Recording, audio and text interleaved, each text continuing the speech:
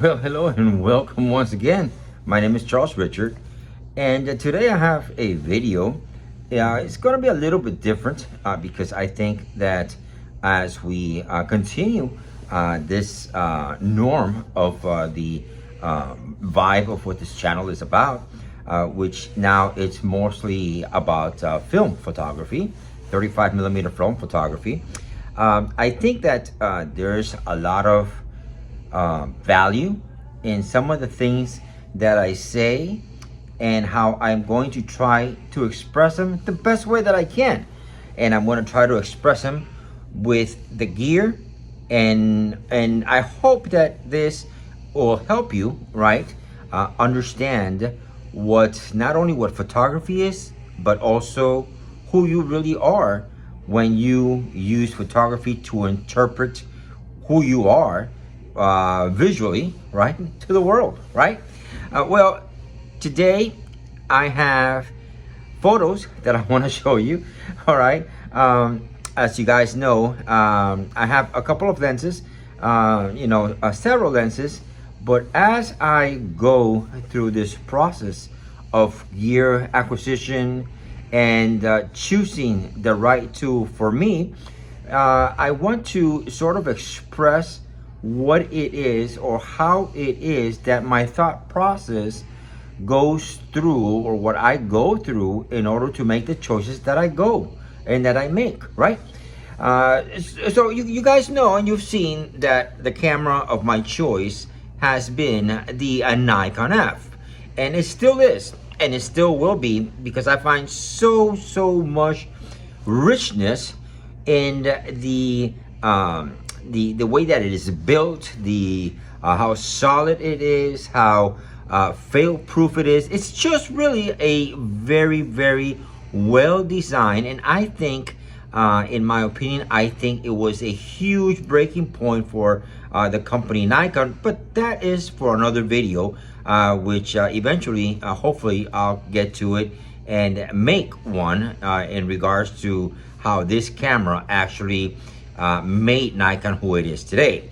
But this video is not about that. This video is about a lens that you've seen me shoot in these photos that you are going to see. The lens was actually shot or actually used on the Nikkor mat, which you've seen, the Nikkor mat EL. And when it was on the Nikkor mat EL, I was shooting Kodak Gold 200. And when I shot that lens with this body, the Nikon F, I was using Kodak Portra 400. But I'm not going to talk about the film stock. What I'm talking about is the lens, which is a 35 millimeter to 70 millimeter 3.5.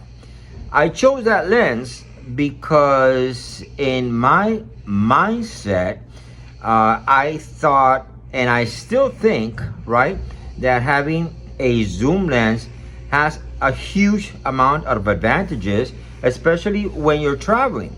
Because when you're traveling, you never know if you want to shoot at 35 millimeter or if you want to shoot at 70, or maybe somewhere in between.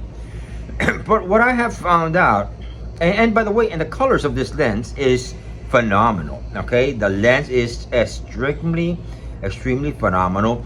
Everything from the build quality of the lens to the colors that come out of it. It is not a fast lens, but at 3.5, it is a very decent lens for daytime. But people were telling me, yeah, but what about nighttime? Well, I have some photos that I did shot, or I should say I did shoot. Okay, it's the proper English, that I did shoot with inside a cafe, obviously using a flash, right? But even then, it was still, the lens, that we're talking about that was used on that particular photo. But what I found was one thing, and that one thing that I found was that I personally, for the way that I shoot, right, my liking, I found myself always going to around 50 millimeters. 50. I found myself not using 70 millimeters. I found myself not using 35 millimeters because I don't do landscapes. I don't do wide shots. My focal choice, right, was always landing somewhere around 50, 55. That was where I was always landing. And therefore, after talking to a friend of mine that also is probably one of the most brilliant persons fixing any kind of camera gear, and he's down here in Orlando. His name is Mike. You know, he owns a place called Kiwi Photo. You know, thumbs up to him. He turned me on to this lens. Okay, now this lens is a macro lens. All right, it is a 55, as you can see right here. All right, it is a 55 millimeter lens. It is a 2.8 55, and I have learned. Yes, it's very it's one stop faster than the 3.5, but it's so clean and so clear, and it's smaller, it's lighter. Well, it's like comparing two different things, and so again, this video is not going to be about this lens, but my next video will be about this lens. But let's take a look at what I was able to capture and what else I was able to do using the 35 to 70 millimeter. Now, don't get me wrong, I think that lens is excellent. I think that lens is awesome. I think that lens has its place in a bag. If you just want to take the camera and just one lens, you know, that is possibly a good choice, right? It might not be the best choice for you, all right, or me, and that has to do not because the lens is good or the lens is bad. It has to do mostly because how we want to capture our photos. And when I think about this, when I think about how it is that I want to capture my photos, you know, I think about the effect, right, that all these YouTube videos, all these things that all these photographers tell you to do and not to do, you know how it actually affects the decisions that each one of us make in choosing our gear, in choosing our lens, in choosing our film stock. But what I have found out is that none of these videos that I have seen, none of these suggestions in the comments that I have read, none of them are actually focused at what it is or who I actually am or what it is that I'm trying to achieve with the tool that's in my hand. And this is basically how I want to turn this channel a little bit more, give it a little bit more of a twist, right? And sort of explain to you my thoughts behind choosing certain lenses and why I choose them, right? I choose them because my final image, my final product needs to be pleasing to me. I'm not trying to, for the longest time, let me rephrase myself. For the longest time, I was trying to please people out there. I was trying to sort of fit in, right, a world, right, where if I did something that was not the norm of doing it, of how everybody else did it, right, then I would possibly not be accepted. But that was not me, and that most likely I don't think it is you.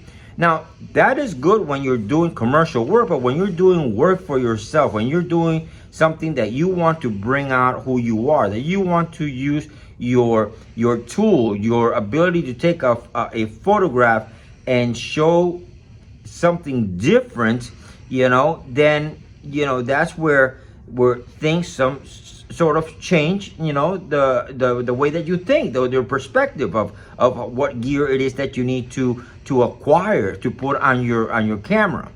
Yesterday I saw a movie called The Photograph. It's a really, really good movie. It's about a photograph. It's about a lady, right, that actually was a photographer, but this one photograph that she took made an impact. It wasn't a astonishing or one of these photographs that you see in one of these cover magazines, or none of that stuff. It was a photograph that actually in the family brought the family together, and nobody was expecting that. A simple photograph of just one person, right? And so what she did, okay, and what the movie shows us, right, and showed me, was a better way to express what I've been trying to do on this channel, right, which is just show you the way that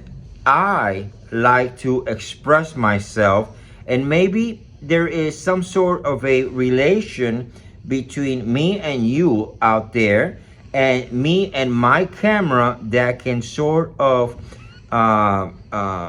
be helpful for you, be helpful for you as to how it is that you see your gear, and how it is that you are going to become you, and not somebody that you are not. But in that process of becoming you, right, it might help you understand that the choices that we make with our gear should be personal. All right, it should be personal. The lens might be an imperfect lens, okay, but if that is the lens that gives you the look that you want, because you love that character that it brings to the table for you, then that is the right lens for you. Okay, don't worry about what anybody says. Okay, it might be the worst lens for the whole world, but it might be the right lens for you.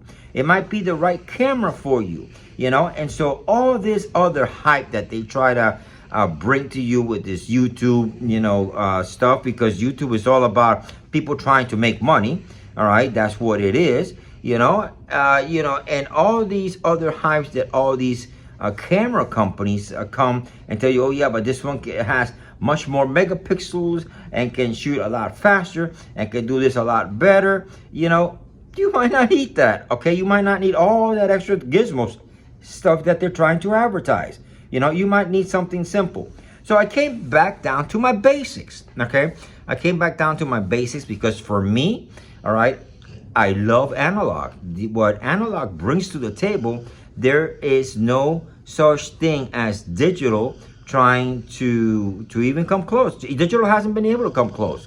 It comes closer every year, but it's still not the same. All right, that cinematic look is what most people are actually trying to talk about, that new word. That cinematic look, all right, only comes from a look that can't be duplicated digitally. All right, you can try to get as close as possible, but you still don't have that creaminess, that richness, that vividness, of what analog has been able to bring for so many years. And so this is why I chose the Nikkor F.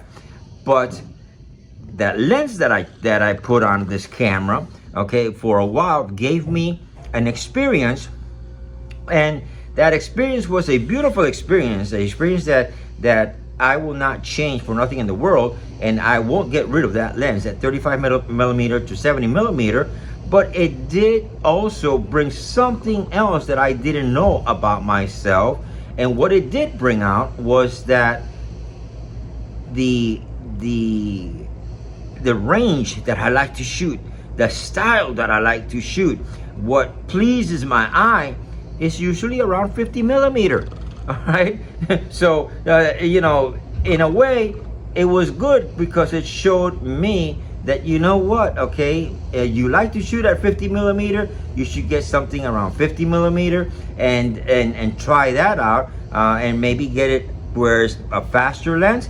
Yes, I know there's a 51.2 and there's a 51.4, okay, but the other thing also was I like to do close-ups of, let's say, if I'm shooting a meal that I got, or something, with more detail, and so that's where this lens came in, right? But that's for another video.